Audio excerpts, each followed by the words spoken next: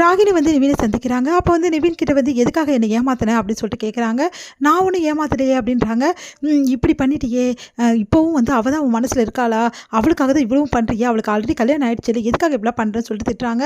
இங்கே பாரு, உன்னை ஏமாத்தினா தப்பே கிடையாது, நீ என்னெல்லாம் என்னை ஏமாத்திருப்ப, இந்த மாதிரி வந்து உனக்கு கல்யாணம் ஆகிடுச்சு உனக்கும் எனக்குன்னு சொல்லிட்டு தானே அவளை நீ ஏமாத்தின, அதனால தான் அவள் வேறு கல்யாணம் பண்ணிக்கிட்டா, எல்லாம் பண்ணதெல்லாம் நீ, உன்னை சின்ன விஷயம் ஏமாத்துறதே உனக்கு கஷ்டமாக இருக்கே, இவ்வளோ பெரிய பொய் சொல்லி நீ வந்து ஏமாத்திருக்கியே, எங்கள் வாழ்க்கையை கெடுத்துட்டியே, எங்கள் 2 பேர் பிரிச்சுட்டியே, என்னையும் காவேரியும், அப்போ உனக்கு எவ்வளோ வருத்தமாக இருக்கும், இதுக்கெல்லாம் இன்னும் நீ அனுபவிக்கணும் நிறைய, இது சாம்பிள் தான்மா, உன்னை எவ்வளோ இருக்கு நீ அனுபவிக்க வேண்டியது அப்படின்னு சொல்லிட்டு போயிடுறாரு.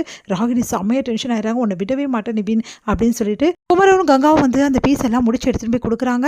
அப்போ வந்து குமரன் வந்து நீங்கள் காசோடு தான் வரணும், கண்டிப்பாக வந்து அவளுக்கு பீஸ் கட்டி அவனை தங்கச்சிக்கு யமுனாக்கு அப்படின்னு சொல்லி அனுப்புகிறாங்க. அதே மாதிரி குமரன் எடுத்துகிட்டு போய் கொடுக்குறாரு. ஆனால் வர வேண்டிய பணம் அவ்வளோ வரவே வரல, என்ன பண்ணுறதுன்னு தெரியாமல் தவிச்சிட்டு இருக்காரு. காவேரி வந்து பணத்தை கொடுக்குறாங்க. இந்த மாதிரி வந்து பீஸ் கட்டிட சொல்கிறாங்க. எவ்வளோ சொல்லி பார்க்குறாரு, வேணான்னு, பரவாயில்ல கட்டிடுங்க அது நல்லது அப்படின்னு நம்ம சொல்கிறாங்க. இந்த விஷயத்தை வீட்டில் சொல்லி வந்து யமுனா கிட்ட காசு கொடுக்குறாரு. நம்ம வந்து குமரன் வந்து கொடுத்தோன்னே யமுனாவும் சந்தோஷமாக வாங்கிக்கிறாங்க.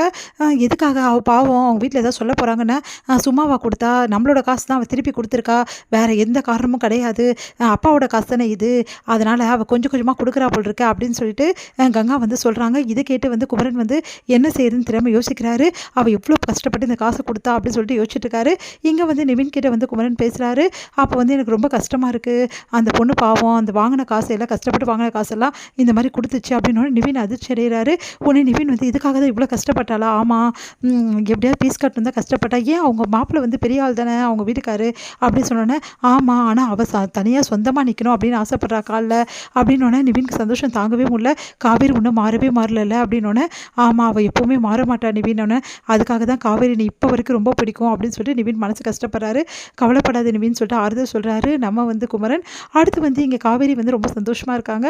அப்போ வந்து என்ன பண்ணுறாங்கன்னா, நம்ம விஜய் வந்து காவேரிக்கு வந்து வேலை தரதா சொல்கிறாங்க. அதனால் சந்தோஷத்துக்கு அளவே இல்லாமல் துள்ளி குதிக்கிறாங்க காவேரி. உடனே வந்து நிஜமாவா அப்படின்னு சொல்லிட்டு வேலைக்கு ஜாயின் பண்ணுறாங்க. பண்ண இடத்துல காவேரி வந்து செம்மையாக வந்து அமக்கலம் பண்ணிகிட்ருக்காங்க. எல்லா வேலையுமே வந்து செய்கிறாங்க. அதே மாதிரி ஆளே மாறி போயிருக்காங்க காவேரி. ஃப்ரெஷ்ஷாக வந்து ஃபீல் பண்ணுறாங்க. அதே மாதிரி அவங்க ட்ரெஸ்ஸிங் சென்ஸும் மாற்றின்னு சூப்பராக வந்து இறங்குறாங்க ஆஃபீஸ்க்கு. அதெல்லாம் பார்க்கும்போது விஜய்க்கு உண்மை பொருள் காவேரி ஆயுது அப்படின்னு சொல்லிட்டு யோசிக்கிறாரு.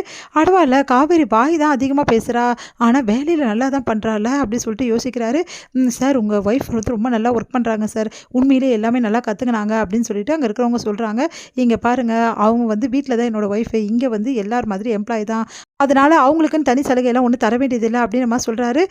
எனக்கு ஒன்றும் பிரச்சனை இல்லை, கரெக்டாக தான் சொன்னீங்க அப்படின்ற மாதிரி காவேரி சொல்கிறாங்க.